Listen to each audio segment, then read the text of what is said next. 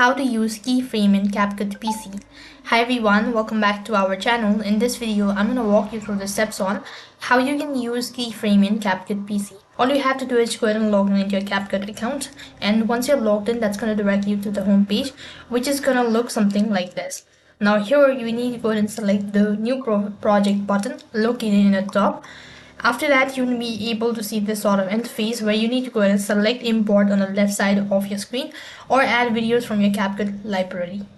Next, you need to press the little blue plus icon in the bottom right hand side corner of your screen to add it to your editing space or drag it to the timeline.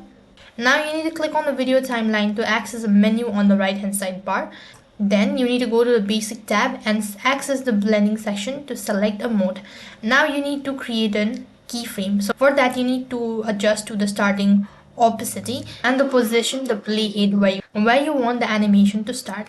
Then you need to tap on a symbol representing a diamond. It will turn blue and mark your first keyframe. A white diamond will appear on your timeline to indicate the first keyframe. So then you need to position the playhead to where you want the following animation to start. Then you need to adjust the opacity in the side menu. The diamond will turn blue again automatically.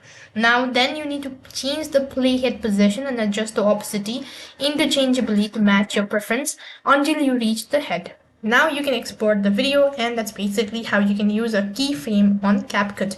That is all for this video. I hope the video was helpful.